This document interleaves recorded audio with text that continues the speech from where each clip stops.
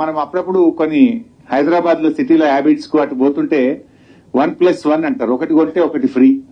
1+2 ఒకటి కొంటే 2 ఫ్రీ అంటారు.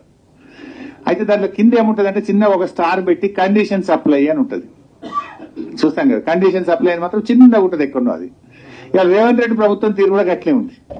అప్పుడేమో 2 లక్షలు మాఫీ, ఊరుకుండ్రి తెచ్చుకోండి అని గొంతు పెద్దగా చేసుకొని చెప్పారు. ఇప్పుడు మాత్రం కండిషన్ సప్లై అని మెల్లగా 6 పేజీల నిబంధనలను ఈ రోజు మళ్ళీ కండిషన్స్ అన్ని ముంగట పెడుతున్నారు.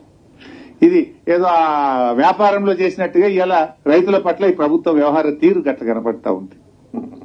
అదే బీఆర్ఎస్ ప్రభుత్వం మేము ఆ రోజు రేషన్ కార్డు పెట్టలే. మొదటి విడతలో 35,31,000 మంది రైతులకు 16,144 కోట్లు మాఫీ చేశాం. రెండవ విడతలో 22,98,000 మంది రైతులకు 13,000 కోట్లు మాఫీ చేశాం. 2 విడతలు కలిపి 29,144 కోట్లు మేము రైతు రుణమాఫీ కింద రాష్ట్రంలో రైతులకు చెల్లించాం.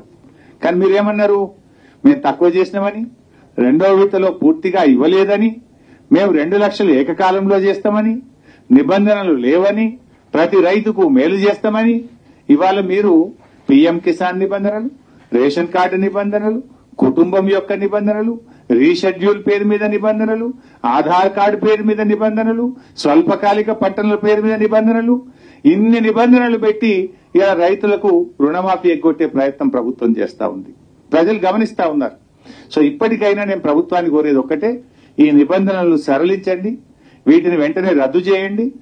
మీరు కేవలం రైతుకు పాస్బుక్ ఉందా లేదా, బ్యాంకుల క్రాప్ లోన్ తెచ్చుకున్నా లేదా, పాస్బుక్ ను ఆధారంగా చేసుకొని క్రాప్ లోన్ తీసుకున్న రైతులందరికీ ఇచ్చిన మాట ప్రకారంగా రుణమాఫీ చేయాలని, డిసెంబర్ 9, 2023కు తేదీ తర్వాత అయ్యే వడ్డీని కూడా రాష్ట్ర ప్రభుత్వమే చెల్లించాలని బీఆర్ఎస్ పార్టీ డిమాండ్ చేస్తుంది.